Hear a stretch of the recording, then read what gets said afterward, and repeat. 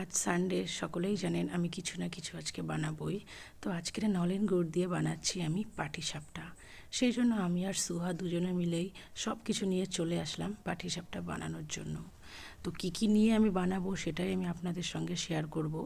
আর পাটিসাপটার যে পুরটা সেটা আমি ওই যে কাঁচা গোল্লা বা ছানা যেটাই বলেন না কেন, সেটা আমি ভালো করে বাড়িতে দুধ দিয়ে আবার একটু সুন্দর খিরসা বানিয়ে নেব। তো এখানে আমি নিয়েছি 1 কাপ চালের গুঁড়ো, 1 কাপ সুজি, 1 কাপ ময়দা, 1 কাপ নলেন গুড়, আর ব্যালেন্সের জন্য একটু লবণ দেব। আর এখানে আমি কোনো চিনি ইউজ করছি না, সম্পূর্ণটা নলেন গুড় দিয়ে আমি এটাকে গুলবো। তো আমি পুরো 1 কাপ চালের গুঁড়োটাই নিয়েছি, আর হাফ কাপ সুজি দিচ্ছি, হাফ কাপ ময়দা দেব। তারপরে যা যা লাগবে, মানে যদি বেশি কম লাগে সেই অনুযায়ী আবার নিজেরা দেব।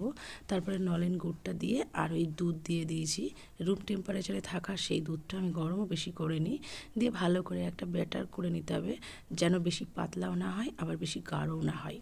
আর এদিকে খিরসার জন্য আমি দুধের মধ্যে আরও 1 প্যাকেট দুধ দিয়ে দিয়েছি, গুঁড়ো দুধ, আরও টেস্টটা বেশি ভালো করার জন্য। তারপরে ওই যে ছানাটা দিয়ে ভালো করে একটা খিরসা বানিয়ে নিয়েছি। এরপরে একটু কড়াইটা ব্রাশ করে নিয়ে একটা আমি ডো দিয়ে তার উপরে যে ছানার খিরসা বানিয়েছি সেটা দিয়ে এরকম রোলিং করলেই তৈরি হয়ে যাবে গরম গরম পাটিসাপটা। একটা পাটিসাপটাও আমার লেগে যায়নি, ভীষণ সুন্দর হয়েছে, দেখতে তো পাচ্ছেন। আর নলেন গুড় দিয়ে বানিয়েছি বলে আরও বেশি টেস্ট হয়েছিল। তো সকলের বানানো হয়ে গেছে মনে হচ্ছে, আমরাও আজকে খাবো।